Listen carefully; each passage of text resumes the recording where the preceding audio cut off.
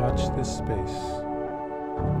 These are the journalisms by way of aggregation, illuminated from the research of a historiographer, neither from the Oriental nor the Occidental, Your engagement through a like, a share, and subscribe will accelerate us at warp speed towards the continuation of our mission to truthfully go where no news will have been going before.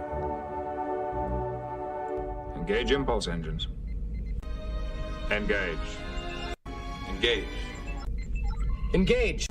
Engage. Engage. Engage. Engage. Engage. Engage. Engage. Engage. Engage. Engage. Engage. Captain. Engage emergency override. Engage. Engage. Engage. Engage forward shields, 35%. Engage. Engage the cloaking device. Engage. Of them. Engage them in conversation. Engage.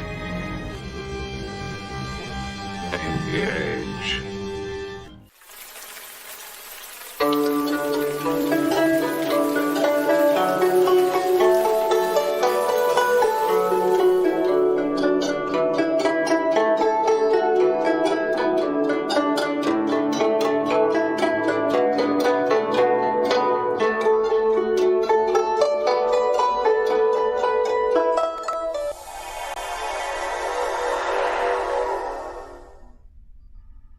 Palestine West Bank Authority in balance. Damascus civilians attacked by Israel. Watch this space.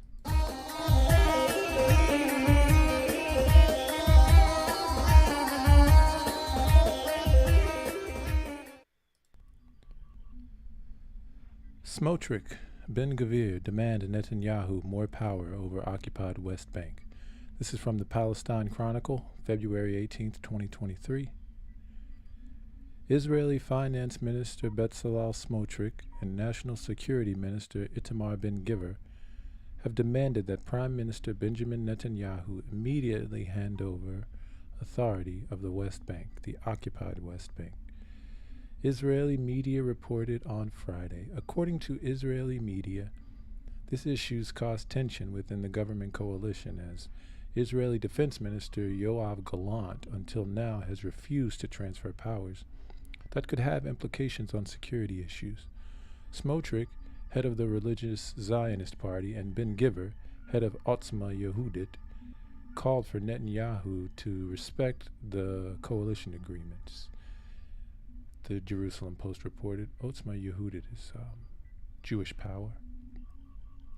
Tensions reportedly escalated with the demolition of an olive grove farmed by illegal settlers north of the occupied West Bank city of Ramallah on Wednesday. The uprooting of the grove in the Shiloh Valley north of Ramallah is an injustice that cries to the heavens and could and should have been prevented, Smotrich tweeted. We demanded and received in the coalition agreements the responsibility over the civil administration and the civil life in the West Bank precisely in order to end this discriminatory maltreatment of settlers. Smotrich, according to the Jerusalem Post, stressed if Yoav Gallant has a problem with that, handing over power to him, he's welcome to quit. I'm convinced many in Likud would be happy to take his place in the defense ministry. You'll see in further articles the reasoning for opposing the uprooting of the olive grove.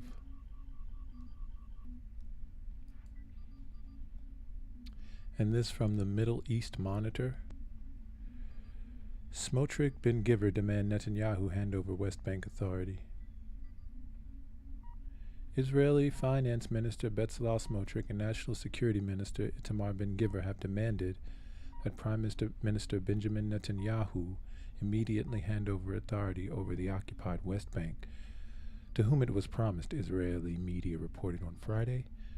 According to Israeli media, this issue's caused tension within the coalition escalated by the demolition of an olive grove north of the occupied West Bank city of Ramallah on Wednesday. Smotrich, head of the religious Zionist party, and Ben Giver, head of Otzma Yehud, had called for Netanyahu to respect the coalition agreements, the Jerusalem Post reported. Haaretz reported that the evacuation of the olive grove escalated within minutes into an internal government battle royale over policy and authority. The famous Israeli newspaper stated that this reflects the shaky status of the new coalition, also citing the issue of the judicial overhaul. Smotrich tweeted, and we just read that. Meanwhile, the Times of Israel reported the power transfer of the sensitive defense ministry body responsible for authorizing settlement construction and demolition of illegal Israeli and Palestine building in the IDF-controlled Area C of the West Bank has yet to take place, amid significant pushback from both the security establishment and the Biden administration. It also reported critics arguing that handing control of a West Bank authority to a civilian office headed by the finance minister would amount to de facto annexation. Smotrich, according to the Jerusalem Post, stressed if Yoav Gallant has a problem with that, he's welcome to quit. I'm convinced many in Likud would be happy to take his place in the defense ministry. On this issue, opposition leader Yair Lapid tweeted, "Have you noticed that there are two ministers in the defense ministry, one for and one against? This is not a government. It's a preschool without a preschool teacher."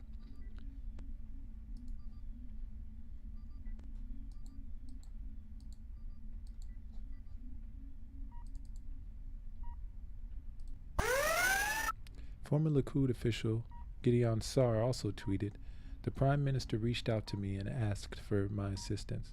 I told him, Bibi, I'd be happy to help you, but I do not know whether to help your right hand or your left." Well, interesting enough, Gallant is part of Likud. So it's a coalition government, but Gallant is in the same party as Netanyahu. And this from yidinfo.net, different perspective. I will be fact-checking part of this, or at least pointing out particular biases. Rift in Netanyahu coalition after civil administration uproots Shiloh Orchard. And this is from the 15th. After the civil administration for the West Bank, it says Judea and Samaria here, but it's officially the West Bank, which was ostensibly still under the control of Defense Minister Gallant, uprooted a Jewish-owned orchard and olive grove on the plains of Shiloh. A huge schism emerged in the coalition led by Netanyahu.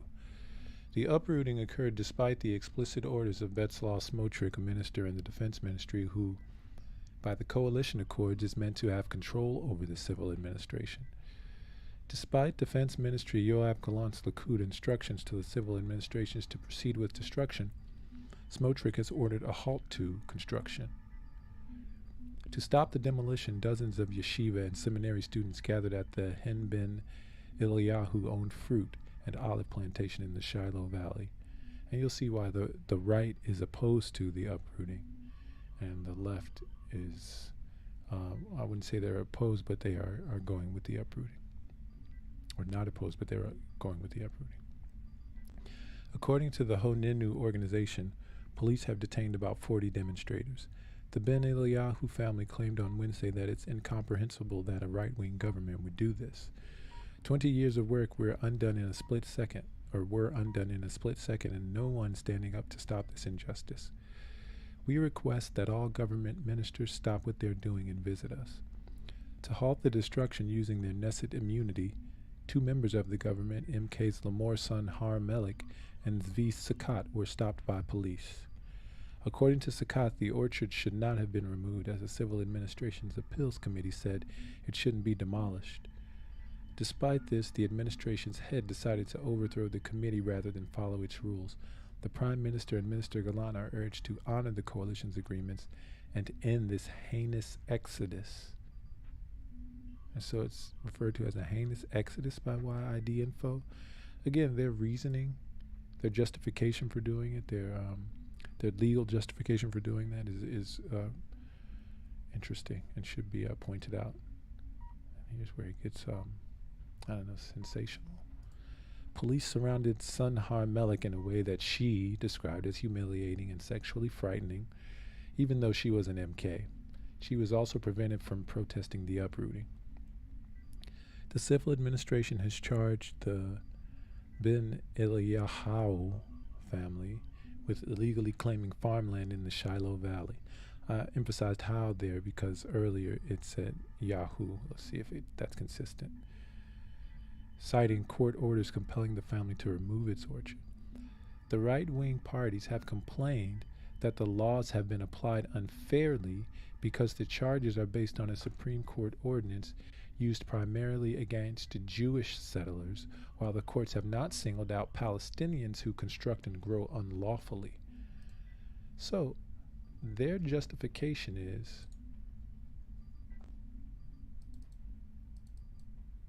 I reworded it a bit here. Their justification is that Israeli right-wingers say that the courts unjustly limit them from building, but not Palestinians. And because it doesn't single out Palestinians, they feel like they have the implicit right because, they are, I don't know how they frame it past that, but this is, so I'll read that again. The right-wing parties have complained that the laws have been applied unfairly because the charges are based on a Supreme Court ordinance used primarily against Jewish settlers, while the courts have not singled out Palestinians who construct and grow unlawfully.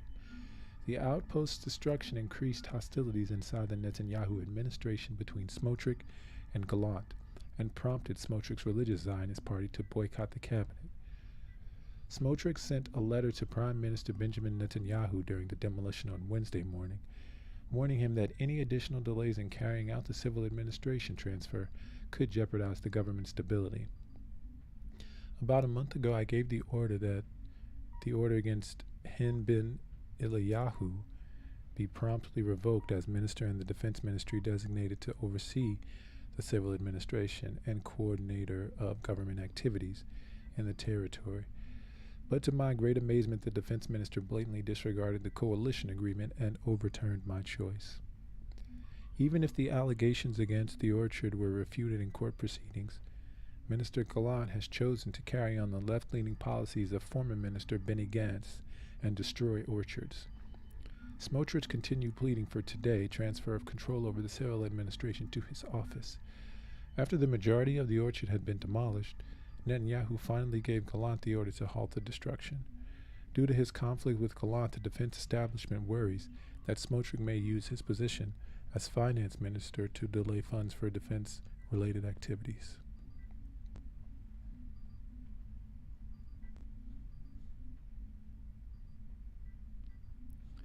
I would play the video of the politician being encircled by the IDF, but it's just propaganda. We'll hear more about her and see more about her as we continue to update our Yahoo Israeli government watch. And watch this space. We'll be back with more All Access News.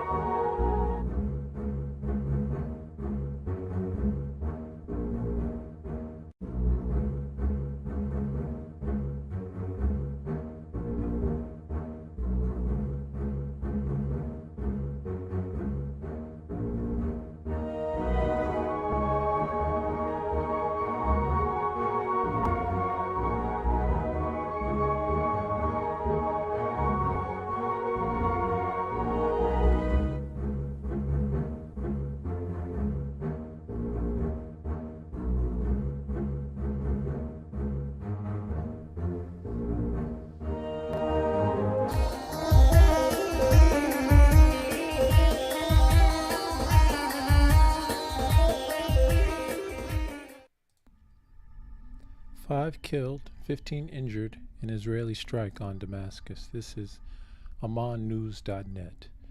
5 people were martyred and 15 others were wounded in an Israeli air aggression with waves of missiles targeted areas in Damascus and its vicinity, including residential neighborhoods. At 0:22 a.m. Sunday at dawn, the Israeli enemy carried out an air aggression with waves of missiles from the direction of occupied Syrian Golan, its surroundings, including residential neighborhoods. Our air defenses intercept, military source told the Syrian Arab Agency. The source added that the aggression caused as a preliminary toll the death wounded 15 civilians, some of critical cases. The source stressed that the Israeli aggression also destroyed a number of several neighborhoods in Damascus and its vicinity.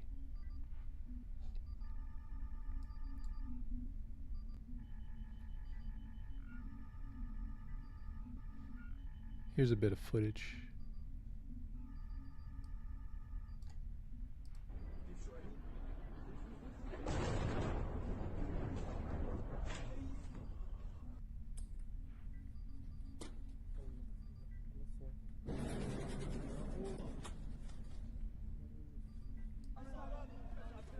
بيكو الصاروخ نزل هون نزل هون الصاروخ كفر سوس المحضر 153 انا الرائد محمد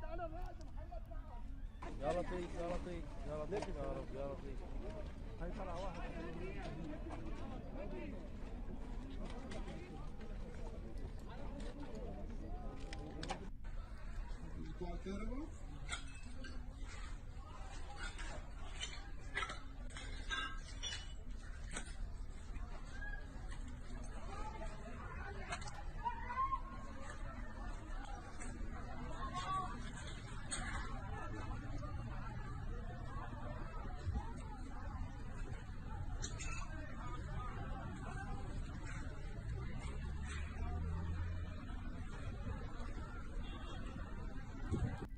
So yeah, there are conflicting reports, that Israel attempted to, first of all, there are conflicting reports that it was Israel, so we should make that clear. And then there are conflicting reports that the attempt was, that the target was, not a civilian target, but, regardless of whether or not there was, they were aiming at civilians, they definitely hit civilians. And here's another article, related article. Israel missile attack on Damascus, 5 people killed, 15 injured. And this is newswali.com. Israel strike targets residential building near Iran's cultural center. Foreign news agency. Israel launched a missile attack in Damascus, the capital of Syria, and as a result, 5 people were killed. According to a foreign news agency, the Israeli attack targeted a residential building near the Iranian Culture Center, killing 5 people and injuring 15 while the building was destroyed. On the attack, the Syrian Ministry of Defense said that Israel launched an airstrike from the direction of the occupied Golan Heights, where many residential areas have been targeted in and around Damascus. And from I-24, different perspective. Syria blames Israel for airstrikes in Damascus area that reportedly killed up to 15. So you have blames, you have reportedly, and there's other, especially in relation to where the aiming was, there's other discrepancies here. Israel missiles targeted site including Iranian militias and the Lebanon Hezbollah. So then they begin to use non-civilian terminology, Hezbollah, which is democratically elected government Hezbollah, and then militias as well. Syria's defense ministry reported airstrikes on the capital of Damascus on Saturday, attributing the attack to Israel. And so even Israel will say attributing the attack. Or I-24 News, which is Israel government news. The strike reportedly aimed at Iranian and it aimed. It doesn't say the strike that hit, but it was reportedly aimed. So they're relinquishing all responsibility with that. The strike, reportedly aimed at Iranian and Hezbollah targets, destroyed a building in the Kafr Sousa neighborhood of Damascus, home to many Syrian senior officials, as well as security agencies and intelligence quarters. So again, framing it as though it was intended for non-civilians, saying that the city itself, the neighborhood itself, is home to many Syrian senior officials. It doesn't necessarily say that the building is home to many senior officials, but it says that the neighborhood itself is.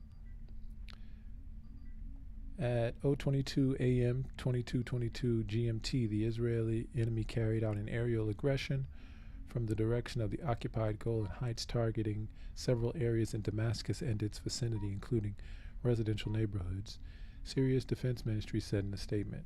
In a preliminary toll, it said the strike killed 15 people, among them a soldier, and wounded 15 civilians, some in critical condition. The Syrian Observatory for Human Rights in turn said the strike, which hit close to an Iranian culture center, killed 15 people, including civilians. So Israel has 15 people. There's a tweet in relation to it. And watch this space as we continue with the news.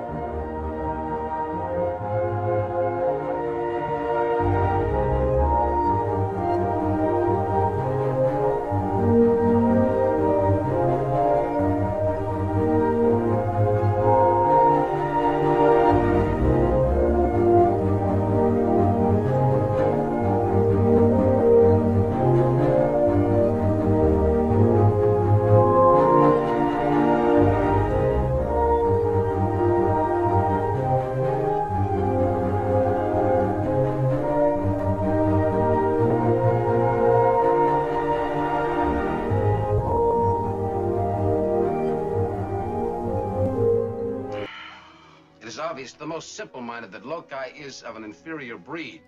The obvious visual evidence, Commissioner, is that he is of the same breed as yourself.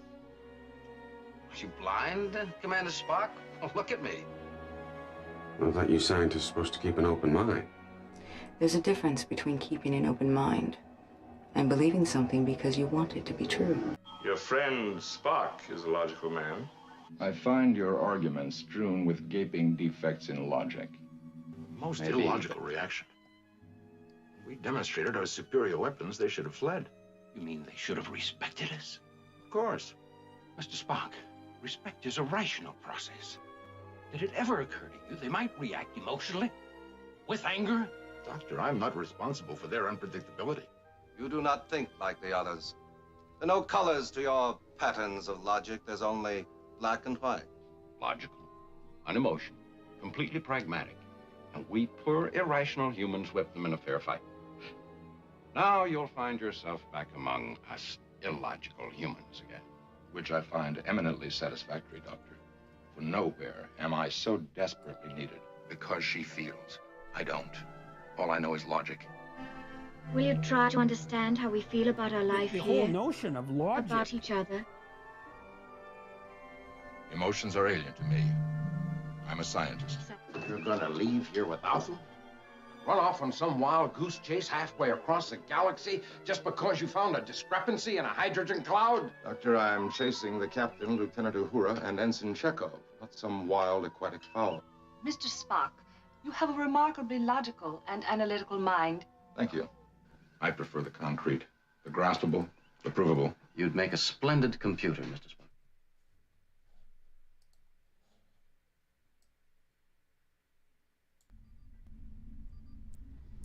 Senior Israeli diplomat ejected from African Union summit as the row escalates. A senior Israeli diplomat on Saturday was removed from the African Union's annual summit in Ethiopia as a dispute over Israel's accreditation to the bloc escalated. Images posted online showed AU security personnel confronting the diplomat during the opening ceremony of the summit before she left the auditorium. Israel looks harshly upon the incident in which the Deputy Director for Africa, Ambassador Sharon Bar-Lee, was removed from the African Union Hall despite her status as an accredited observer with entrance badges, the Foreign Ministry said. Ebba Kalando, the spokesperson for the African Union's Commission chairman, said the diplomat had been removed because she was not the duly accredited Israeli ambassador to Ethiopia, the official who was expected. But Israel blamed the incident on South Africa and Algeria, two key nations in the 55-country bloc, saying they were holding the AU hostage and were driven by hate. Israel foreign minister said the affairs at South Africa's embassy would be summoned for a reprimand.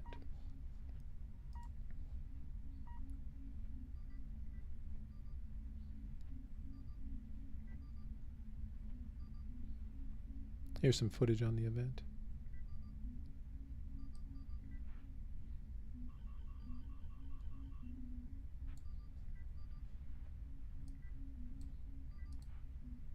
Incident in Ethiopia, Israel's team was kicked out of the African Union Conference Hall in Addis Ababa this morning. According to the Israeli Walla news site, the diplomatic team was expelled during the opening ceremony of the event when the security personnel of the conference allegedly approached the members of the delegation and asked them to leave the hall. According to the report, South Africa and Algeria were behind the move. The 55-member group is deeply divided over Israel's observer status. A discussion of the matter was put on hold at the summit last year in an effort to prevent a vote that would have caused a historic rift in the Union. Instead, a committee was formed and it was mandated to present its recommendations at the summit this year. The spokesperson of the Israeli Foreign Ministry was quoted as saying that Israel views seriously this incident, adding it is sad to see the African Union has been taken hostage by a small number of extremist countries driven by hatred and controlled by Iran. The official further called on the African countries to stand against these actions that harm the organization of the African Union itself and the entire continent.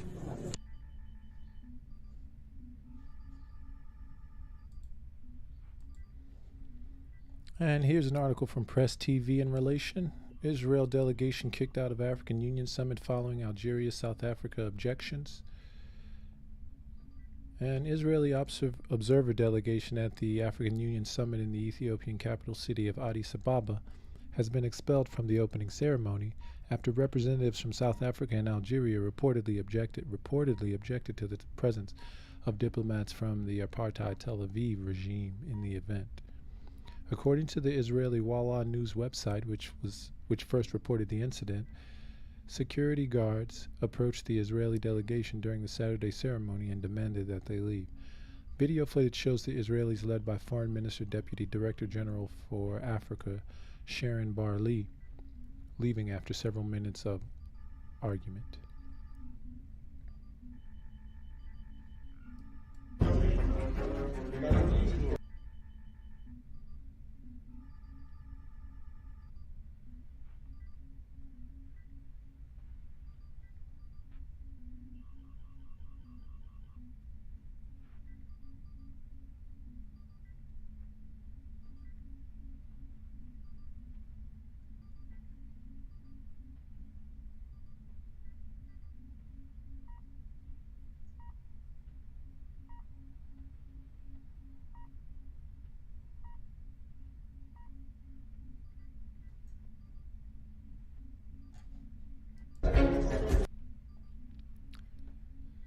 Back in early February last year, the African Union suspended a debate on whether to grant Israel an observer status at the continental body, avoiding a vote that risked creating an unprecedented rift in the 55-member bloc.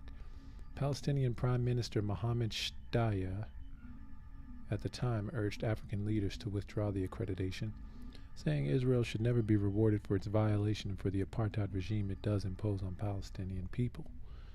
The AU's chairman, Macky Sall, told reporters that, or at the end of the two-day summit back then, that there was an agreement to postpone the vote. This issue can divide us. Africa cannot be divided, he said, noting that such a development would result in a fragile institution that may not effectively tackle major issues. He said a committee has been set up with the goal of consulting with member states and building a consensus on the matter. Israel was granted observer status in the African Union in July 2021. The accreditation drew a sharp rebuke from powerful members of the AU, including South Africa and Algeria, which argued that it contradicted AU statements supporting the occupied Palestinian territories. Pro-Palestinian or pro-Palestine language is typically featured in statements delivered at the AU's annual summits. Palestine already has observer status at the African Union.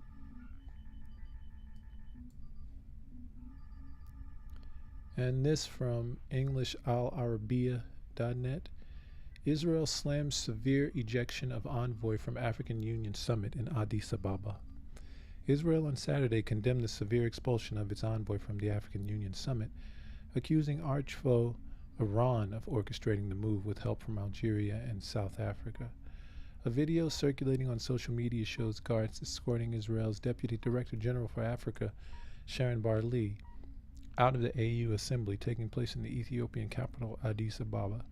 A spokesman for the Israeli Foreign Ministry described the incident as severe, noting Barley was an accredited observer with an entry tag. It's saddening to see the African Union taken hostage by a small number of extremist states like Algeria and South Africa, which are driven by hatred and controlled by Iran. What is this nothing you talk about? And this idea, I mean, other than Israel saying it, Iran, South Africa, and Algeria cannot be implicated in this. I mean, it's possible. I'm not ruling it out, but the only reason why I would rule it in is because Israel says so.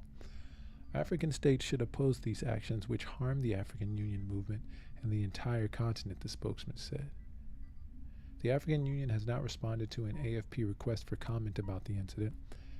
Asked about Israel's accusations that South Africa and Algeria were behind the move, South African President Cyril Ramaphosa's spokesman Vincent Magwenya told AFP at the summit they must substantiate their claim.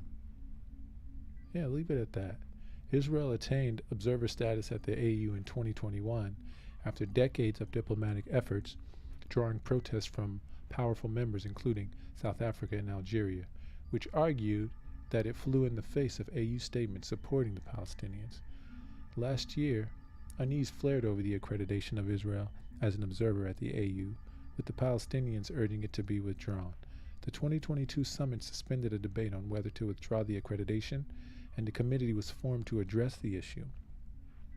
The row erupted when Moussa Faki Mahamat, head of the African Union Commission, accepted Israel's accreditation, triggering a rare dispute within a body that values consensus. The AU has not said whether Israel's status would be up for discussion at this year's summit.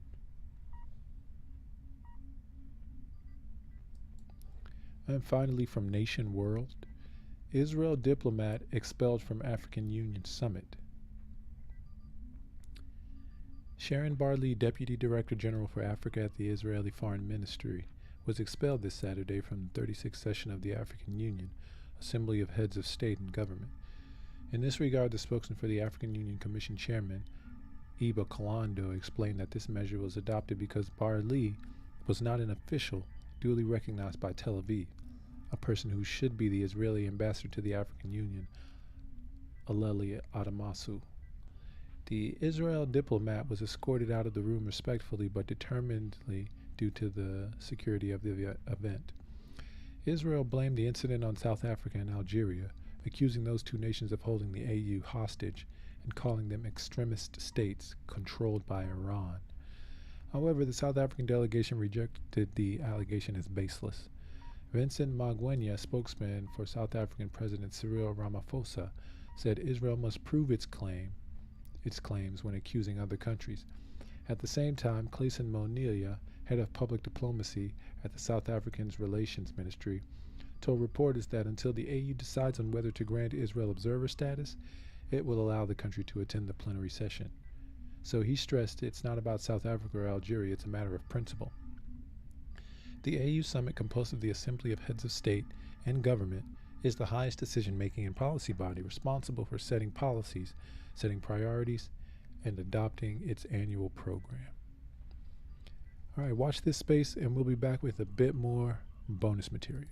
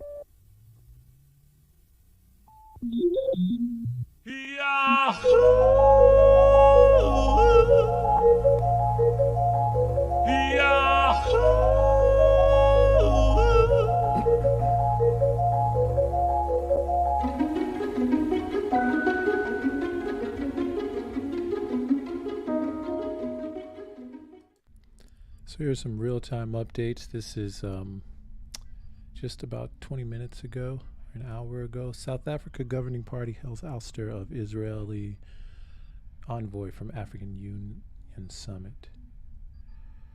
South Africa's governing African National Congress Party on Sunday welcomed the encouraging expulsion of a senior Israeli diplomat from the African Union Summit in Addis Ababa.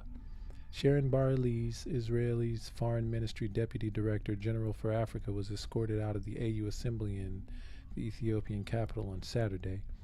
Israel accused Iran of orchestrating the move with help from Algeria and South Africa. Vincent Mangwenye, spokesman for South Africa President Cyril Ramaphosa, who was present at the summit, demanded that Israel substantiate their claim. In a statement on Sunday, the ANC, which has compared Israel to an apartheid state, gave clear support for Barley's ousting. The ANC said her removal was aimed at thwarting an attempt to undermine the current sitting AU summit from considering a report that it's supposed to guide decisions on whether Israel must be granted observer status. During last year's summit, the AU failed to conclude talks on Israel's controversial accreditation as an observer country. Algeria and South Africa were particularly opposed to it. According to the spokesperson for the chairman of the AU Commission, Eba Kalando, the expelled Israeli diplomat hadn't been personally invited to the summit. An Israeli diplomatic spokesperson insisted Barley had valid accreditation as an observer, accusing the AU of being hostage to a small number of extremist states like Algeria and South Africa, motivated by hatred and controlled by Iran. Foreign Ministry spokesperson Lior Hayat said Israel views seriously the incident in which the Deputy for Africa, Ambassador Sharon Barley, was removed from the African Union Hall despite her status as an accredited observer with access badges. Later Saturday, the Foreign Ministry announced the charge d'affaires at the South African Embassy in Israel would be summoned in the coming days for a dressing down by the ministry's Director General, Ronan Levy. There is no basis in the organization's rule for the attempt to cancel Israel's observer status, the Foreign Ministry said. There's a clear majority that supports Israel's observer status at the organization. The issue of Israel's observer status has caused deep discord in the 55-member bloc. At last year's summit, a debate on the issue was suspended in a bid to avoid a vote that would create an unprecedented rift in the union. Instead, a committee was set up that was supposed to give its recommendations at this year's summit. And this from Eyewitness News, observer status. The African National Congress Party on Sunday welcomed the encouraging expulsion of a senior Israeli diplomat from the AU summit in Addis Ababa.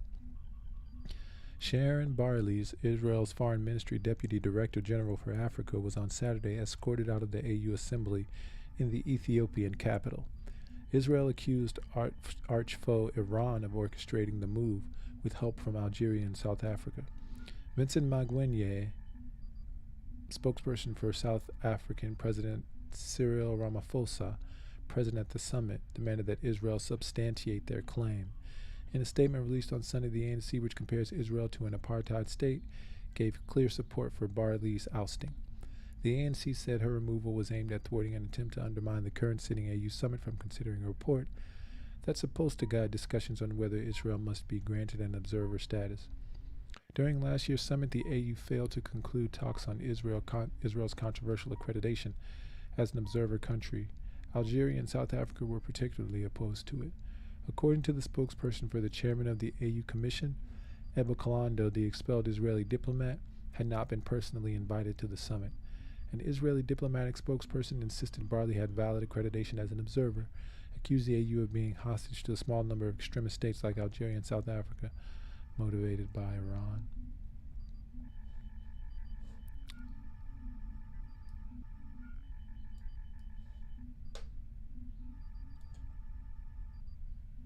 And here's one more interesting topic. This is a bit of a change in topic here. Israel opts out of global regulatory agreement on AI in military domain. This is from Ynet News. U.S., China, and Jordan. This was reported about 1 hour ago. U.S., China, and Jordan are among signatories of REAIM 2023, call to action committed to use AI in the military domain only in a way that does not undermine international security, stability, and accountability. The call to action was the highlight of REAIM 2023, the first global summit on responsible artificial intelligence in the military domain, hosted by the government of the Netherlands. The REAIM Summit provided a platform for states to attempt to regulate today's technological breakthroughs, which have the ability to change the world order in an unprecedented and potentially dangerous manner. The topic of AI is gaining velocity due to growing interest in services like ChatGPT and Ukraine's use of official recognition technologies, and AI-assisted sniping systems in the war with Russia. As solely reliant military systems are becoming more and more feasible, a feeling of fear regarding this topic is looming over the international community. For the sake of this collective goal, the United States were even willing to reconcile with the Chinese for a short while. Along with Jordan and even the Palestinian Authority, Israel, on the other hand, only participated in the summit and refrained from signing the agreement. The REAIM 2023 CTA, which currently holds no legal status, is divided into 25 points, invites governments, industry, knowledge institutions, internal organizations, and others to support its guidelines. The states who agreed abided to using AI in the military domain only when employed in full accordance with international legal obligations and in a way that does not undermine international security, stability, and accountability. Israel, fearing that such a commitment would place it in a disadvantage against its enemies, prefers not to be bound by these regulations. Yeah, so more on that. And, watch this space. We're going to open a channel here as we head out. Don't forget, watch this space. Beam me up, Mr. Spark. Beam me up. Lock on transporters. Beam us up. Beam us up, quickly. Beam us up home. Beam us up. Prepare to beam us up, Mr. Scott. Beam us up, Mr. Scott. Prepare to beam us up. Scott, prepare to beam us up. Have Scotty beam us up. Beam us up. Beam us up. Scotty, beam us up fast. Stand by to beam us up. Scotty, beam me up. Beam me up. Beam us up now! Stand by to beam us up. No need to beam me up, sir. The situation is under control.